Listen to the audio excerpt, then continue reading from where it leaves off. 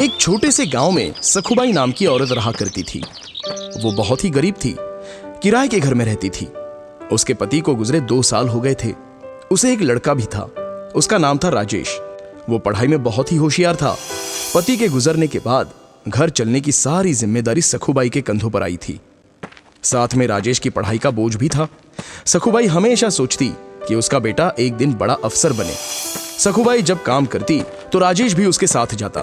सखुबाई लोगों के घर जाकर बर्तन मांजती तो कहीं खाना बना देती, तो राजेश बैठे बैठे लोगों के घर आए अखबार को बड़े ध्यान से पढ़ता। एक दिन जब राजेश अखबार पढ़ने लगा तो एक मालकिन ने बड़ी कुत्सित से कहा, अरे राजेश, अखबार पढ़ के क्या तू बड़ा अफसर बन जाएगा? इससे अच्छा तो माँ के काम में हाथ बटा, कम से कम उससे कुछ मदद तो हो जाएगी। इस पर राजेश बोला, मालकिन, मुझे बड़ा अफसर बनना है, कलेक्टर बनना है। हम किताबें नहीं ले सकते, इसलिए ज्यादा ज्ञान के लिए मैं अखबार पढ़ता हूँ। मालकिन बोली, तुम और कलेक्टर शक्ल देखी है आपने? और मालकिन जोर जोर से हंसने लगी। सखुबाई को यह बात बहुत बुरी लगी और वो दोनों वहां से चले गए। फिर सखुबाई ने शादियों में रोटी बनाने का काम शुरू किया। वो अकेली ही 15-20 किलो की रोटियां बनाती थी। इसके लिए वो सुबह 3 बजे ही अपना काम शुरू कर देती थी। उसके साथ राजेश भी उठता था और माँ को मदद करके अपनी पढ़ाई करता था। एक दिन अचानक मकान मालिक उनके पास आए और बोले, क्या सखुबाई, तुम और तुम्हारा बेटा 3 बजे ही उठ जाते हो और ये लाइट जलाते हो? बिजली का बिल ज्यादा आ रहा है तुम्हारी वजह से। एक तो बिल ज्यादा दिया करो या फिर कमरा खाली कर दो। और मकान मालिक गुस्से से वहां से चले गए। फिर राजेश ने लालटेन जलाई और पढ़ाई करने लगा। माँ भी उस प्रकाश में रोटियां करने लगी। ऐसे ही राजेश ने अगले कुछ साल जी लगाकर पढ़ाई की और क्लास में हमेशा अव्वल आने लगा। राजेश की लगन देखकर अगली पढ़ाई के लिए उसके गुरुजी ने उसे दिल्ली जाने की सलाह दी और खुद खर्चा उठाने की जिम्मेदारी ली। राजेश तो 22 साल का हो गया था। फिर क्या था, राजेश दिल्ली चला गया और वहां खूब पढ़ाई की। वो घंटों लाइब्रेरी में किताबें पढ़ता रहता।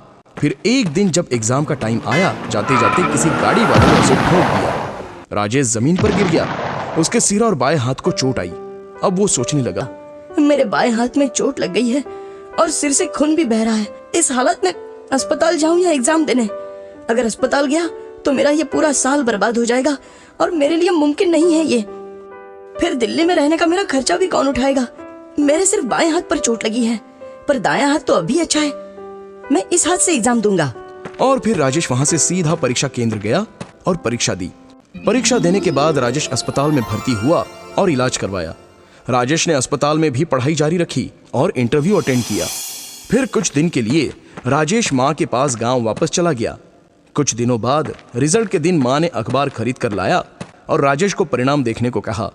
राजेश ने रिजल्ट देखा तो उसने जोर से चीख निकाली, माँ, मैं पास हो गया, तुम्हारा बेटा अफसर बन गया, मैं कलेक्टर बन गया हूं माँ। ये सुनते ही माँ की आंखों से आंसू आ गए और वो दोनों रोने लगे। तो दोस्तों, क्या समझे इस कहानी से कि हमें हमेशा अपना लक्ष्य प्राप्त करने के लिए मेहनत करनी चाहिए। दुनिया चाहे हम पर हंसे या मजाक उड़ाए, लेकिन हमेशा अपने लक्ष्य का पीछा करना चाहिए। कामयाबी जरूर मिलती है। एक बार की बात है, काशीपुर नाम के एक गांव में जगन नाम का एक भिखारी अपनी बेटी गौरी के साथ रहता था। गौरी की मां का गांव में फैली महामारी के कारण देहांत हो गया था और जगन को ठीक से दिखाई नहीं देता। इसी वजह से उसे कहीं काम नहीं मिलता और मजबूरन उसे पेट पालने के लिए अपनी बेटी गौरी के साथ भीख मांगना पड़ता। लेकिन गौरी को भीख मांगना पसंद नहीं था। वो पढ़ना लिखना चाहती थी।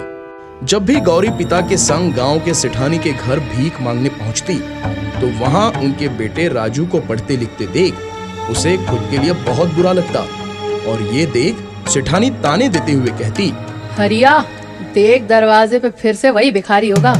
कुछ भीख देकर उसे भगा जल्दी से। गांव में एक भी अस्पताल नहीं है और अगर इन मनहूसों की महामारी मेरे बेटे राजू को लग गई तो मैं क्या करूंगी? ये सुन दोनों दुखी होकर वहां से चले गए। तब गौरी ने कहा, पिताजी, सारा गांव हमसे दूर क्यों भागता है? क्या हम बुरे लोग हैं?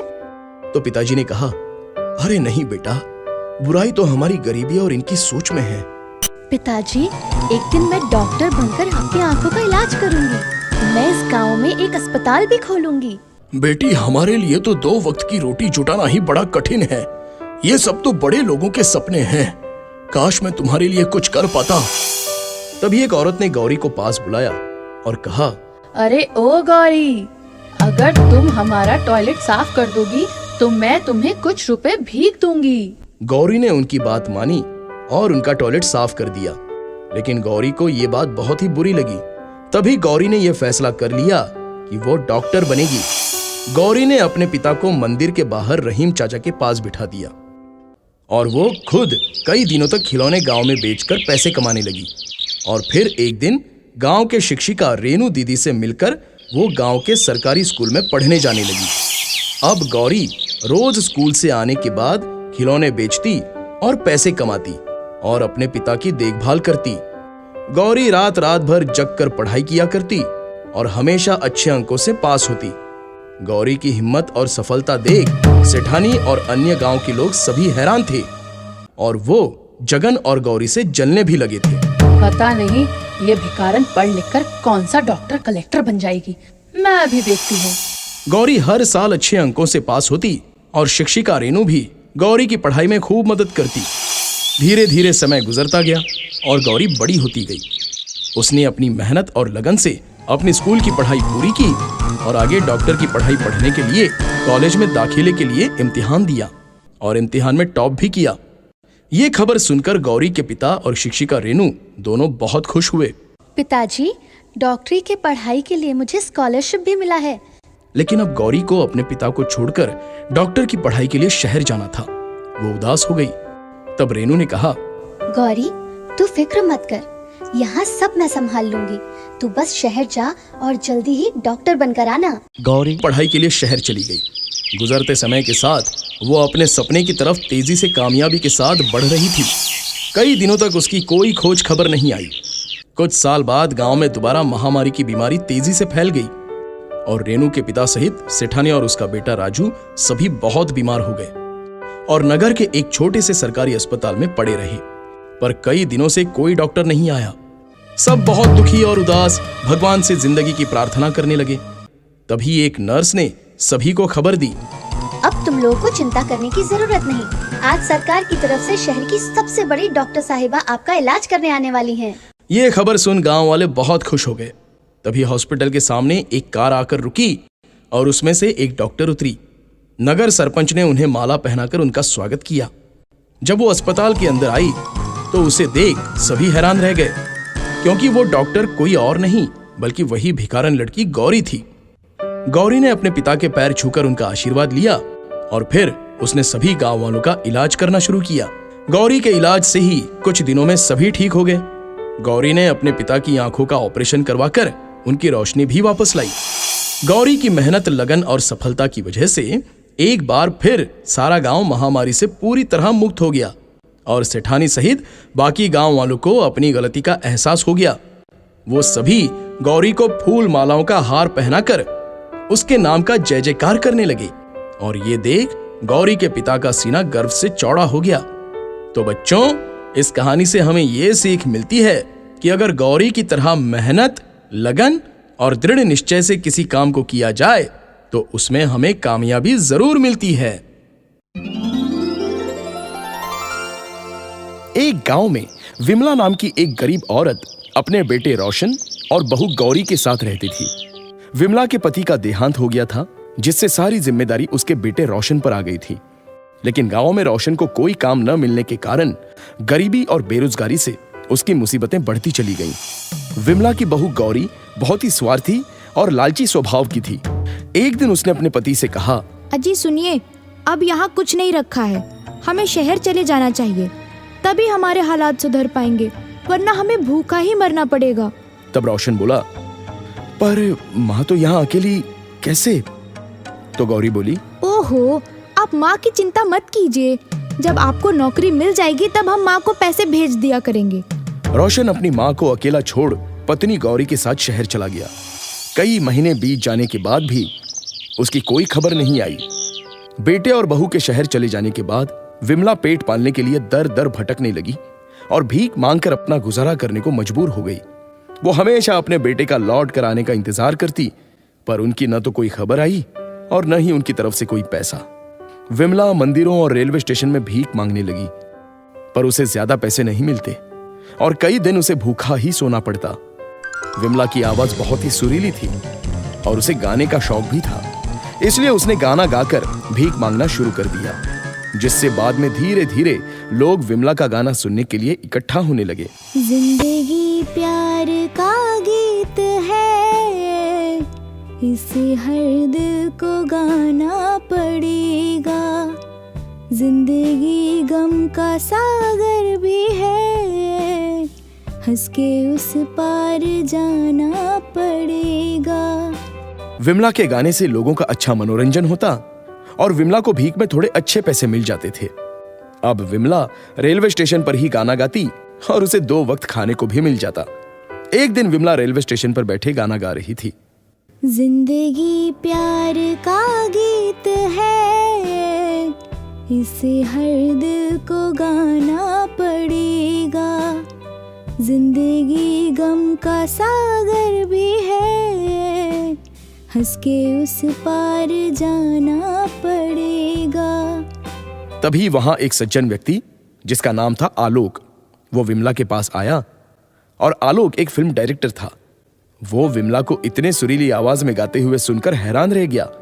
वो विमला के पास आकर बोला, माँ जी, मैंने आपका गाना सुना है, आप बहुत ही सुरीली गाती हैं। मैं चाहता हूं कि आप मेरी नई फिल्म में गाना गाए। मुझे आपकी ही तरह एक नए आवाज की तलाश थी। यह सुनकर विमला की आंखों में आंसू आ गए। आलोक विमला को अपने साथ मुंबई शहर ले गया और विमला से अपने फिल्म में गाना भी गवाया और इसके बदले विमला को खूब सारे पैसे मिले। देखते ही देखते विमला का गाया हुआ गाना हर जगह खूब सुनने में आया और पसंद भी किया जाने लगा। वो हर जगह खूब मशहूर हो गई। अब विमला की जिंदगी पूरी तरह से बदल चुकी थी। वो एक भिखारन से मशहूर गायिका बन गई थी।